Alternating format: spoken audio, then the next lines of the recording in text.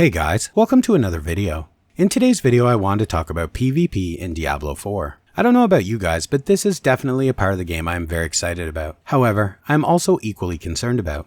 PvP is not something new to the Diablo franchise. It all began for me back in the Diablo 2 days. Not Diablo 2 Reborn, but the original Diablo 2 days. When you would have duels outside of town for items or gold, or even the odd time people would duel over disagreements. The whole thing was, to be honest, really quite silly. There was no point to it at all. Well, unless you were a lowbrow player, and you would convince someone to duel, kill them, drop a whole pile of blue items on their corpse as they returned to retrieve it. Then when they attempted to retrieve it, they would grab some of this junk you dropped by mistake. Then of course you would kill them in their panic, pop, and all of their items would burst out onto the ground. Ah, the good old days of Diablo 2. Unless of course you love ears. You did get to collect ears, which sometimes was worth it, if you really hated a person and wanted to razz them. But aside from that, there really truly was no reason behind it. Then came Diablo 3. And if you guys followed the development of that entry in the franchise, you would know that there was at one point promised a PvP arena and a whole PvP system, which of course never came. And for the first 2 years we all waited with bated breath. When each major patch would drop, there would always be that chatter, is this it? Is this the patch? But sadly, it never came. Which brings us to Diablo 4. And of course what I wanted to talk about today. So let's get into it and discuss how it will work, the potential future it has, and maybe some issues it may run into.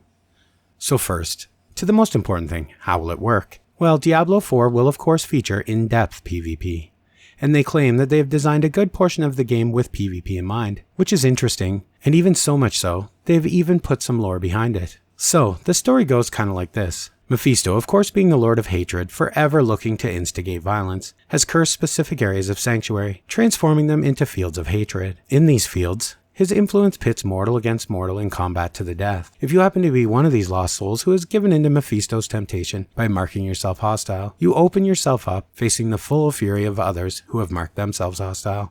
But should you be successful in striking down your opponent, their spoils shall be yours to claim. These zones are not for the faint of heart, rather for heroes looking to bring renown to their name through blood and zeal. So, a very interesting way to approach PvP. I like that they have taken the time to give PvP meaning in the Diablo world, and not just toss it in like they do in some other games, making little to no immersive sense. So basically, it will work like this. Diablo 4 is, as you know, an open world, and if you have chosen to flag for PvP, you will be able to enter these designated zones, called Fields of Hatred. So, just to be clear, you will be required to opt in order to enter. So, to all those hard PvEers out there, you won't wander in here and get ganked, so don't worry. While in these zones, you can either group up or run solo, but be aware that inside them, you can and likely will be engaged in PvP by hungry players. When you kill someone in these zones, you will drop Seeds of Hatred. These also drop from monsters in these zones as well. These seeds are the raw form of the currency that you can earn from PvP. Be aware though that if you are killed by another player, you will drop all the seeds you have collected, and they can loot them. The only way you can truly protect what you have earned is by heading to the Altar of Extraction, where you can convert your seeds to red dust. This red dust is the refined version of the currency, and will not drop on death. Once it's refined, it's safely stored away. But of course, when you head to the Altar of Extraction and start to convert your seeds, everyone in the area will be notified of what you're doing, and they will 100% come for you. So be prepared to defend what's yours. Because if you're attempting to convert, they know you have seeds, and they of course want them, and if you can't protect them, and they take them from you, were they ever really yours to begin with? These are important things to keep in mind while playing in the Fields of Hatred in Diablo 4. Now, if you do manage to defend your claim and convert your seeds to red dust, you can now head to the PvP vendor. This vendor will sell various items in exchange for your red dust. We don't know exactly what these vendors will sell as of yet.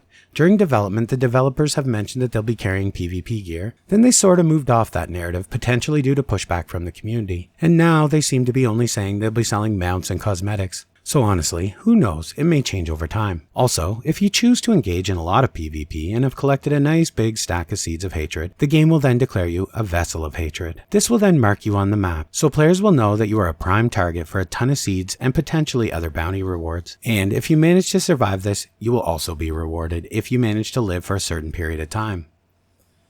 I think this whole system is very well thought out and a very nice tie-in with the actual lore of the game. Now, as long as they manage to keep the rewards from participating balanced with PvE, I can see very little downside here. Although there is a place that I feel lies a potential for a problem, and that is with the ladders that will come with Season 1.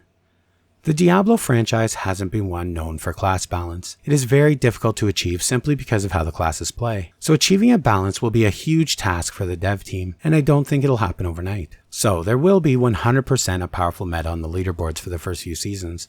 There will always be that certain class with that certain build that is just so much more powerful than anything else. At least until they figure out a way to balance the class powers, legendary effects, and the passives. It will be a big job for sure. For example, imagine being a barbarian chasing a mage kiting him, or trying to fight a necro bone spearing you from a mile away. These have always been nightmare scenarios in the Diablo franchise for PvP, so seeing them figure out how to make that work will be interesting, and potentially very frustrating for the players, at least in the beginning. But considering it's Blizzard, and they have been just frothing at the mouth for a real esport ever since League and their shame, I am sure they have big plans and hopes for Diablo IV PVP, in the form of arena teams with seasons and ladders much like in WoW, or something to that nature anyway. They will likely try their very best to launch this into the next esport. Will they succeed? Who can say? But it will be a very fun process to start off. Well, that's all on PvP for today. I hope you guys are as excited for the beta as I am. I can't wait to just get my hands on this, sink my teeth into it, and try this stuff for real. And as always, guys, thanks for watching, and I will see you in the next one.